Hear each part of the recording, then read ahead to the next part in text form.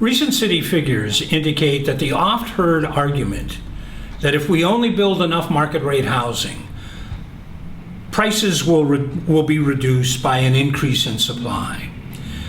The City and County of San Francisco's comptroller did a survey of construction between 1997 and January 2012, indicated by this chart. And what you see is the gray lines increasing are the quarterly production of housing, and the red line is the price, the average price of a condo in San Francisco, used as an indicator of price.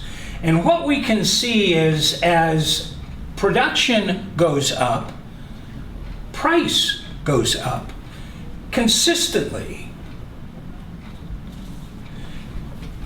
In 41 of the 65 quarters covered, housing production increased over the previous quarter, yet in 44 of the quarters measured, 68% of those surveyed, condo prices increased, did not decrease.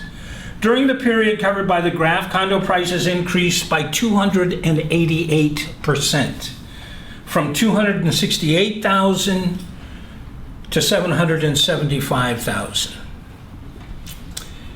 Two questions present themselves given these facts. First, why? And second, if supply of market-rate housing does not reduce prices or produce affordable housing, what in San Francisco's market will do it? So first, why is it that producing more new market-rate housing does not lower prices, housing prices in San Francisco? I submit that there are three basic reasons. The first, most often obscured, is that new construction represents only about 1/4 of the total number of units for sale in any given year.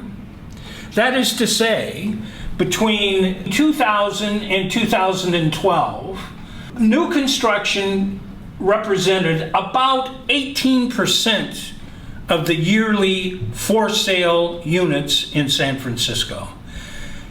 Realizing that simple but often never mentioned fact, that new construction represents less than 1/4 of the total number of units for sale, it's easy to understand why you can't drive price with only 20% of the product.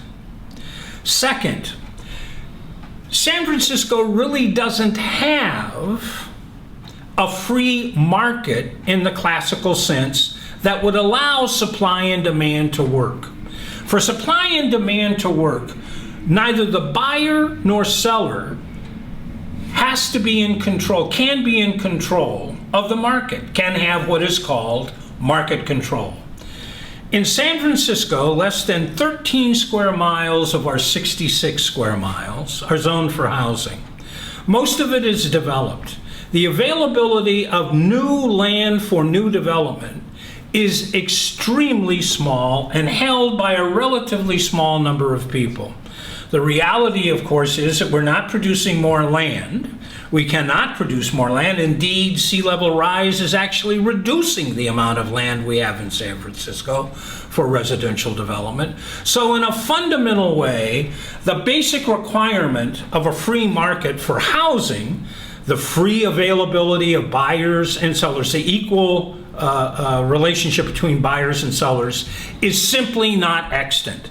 It is total and complete market control by a few landowners in San Francisco, and they have the great ability to set price. No matter what the density level of the housing built on the land is, indeed, the greater density means, in fact, higher price. Finally, the absolute and important fact to keep in mind is that sales of housing in San Francisco are subject to extraordinary speculation. Recent figures indicate that as much as 1/3 of the sales in San Francisco are done all cash. All cash indicates strongly and what the Chronicle would call an investor. That is to say, not a family starting out looking for a place to live for the next 20 years, to raise their children and be a home for them in their retirement, but instead investors eager to flip. Increasingly, San Francisco faces a short-term rental problem by Airbnb and VRBO, in which residential units are transformed into hotels, thus driving up the costs of housing dramatically.